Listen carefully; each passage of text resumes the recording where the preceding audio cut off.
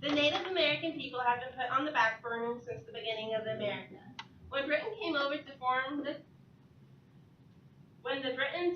to America to form the colonies, they removed all the Americans from the land, without the natives having anything to say about it. These natives were captured for slavery and also killed. They were taken off their precious land, which they loved.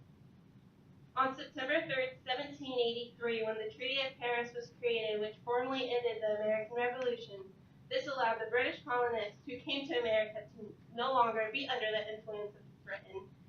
They took control of the Indians themselves. The Indians were pushed farther off their land, which once they owned the entire United States, but now they only own east of the Mississippi. After the Treaty of Paris, the Treaty of New York began on August 7, 1790.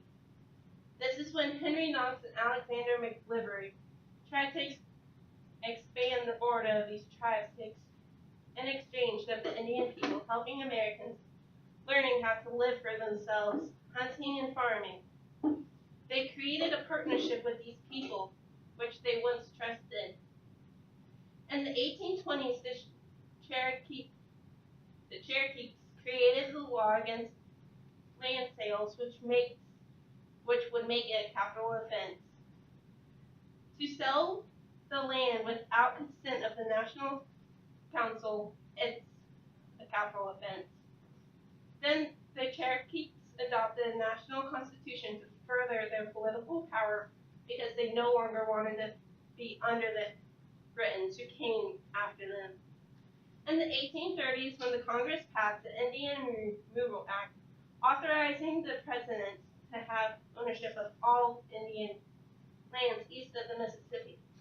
This drove the Indians from their recent homes into a new territory. On April 5, 1838, the Trails of Tears took place when the first part of the Cherokees had to be moved from their land and march west to their new land in Oklahoma.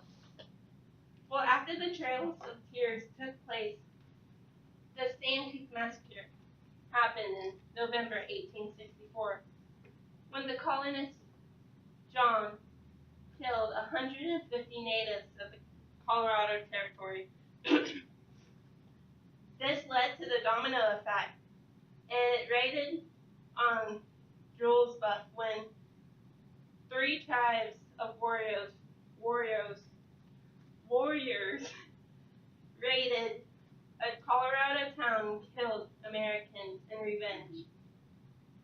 In February of 1887, the Dawes Severity Act created, and the United States government had permission on making and splitting up these tribes onto 160 acres parcels of land.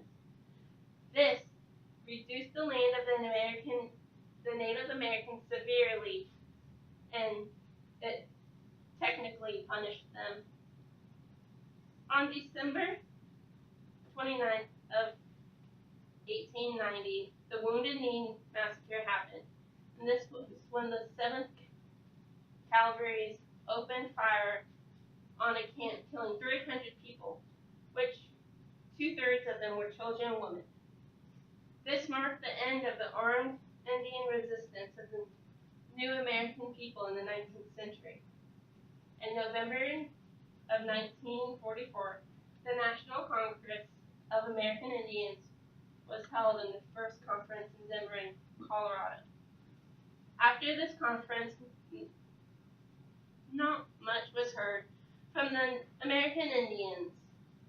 Since technology grew and different racial and religious groups were put on the highlight and Native Americans were once sent back to the back burner, they didn't really have anything to say on media. Till September 6th of 2016, when on the Montgomery County Sheriff's Department in North Dakota, they sent out a warrant for Jill Steen. She spray painted the North Dakota Access bulldozer. Since then, the Native Americans have been on the media trying trying to protect the North Dakota land from having a North Dakota pipeline, which would be 1,172 miles long. They don't want to include this crude oil onto their lands, which they once owned. But now, since they are not known, they're not big in America, the Native Americans have no say. The United States people have taken their land, and that's all about Native Americans. Okay, you're in 6 minutes. Look! minute over. 4.5 minutes. I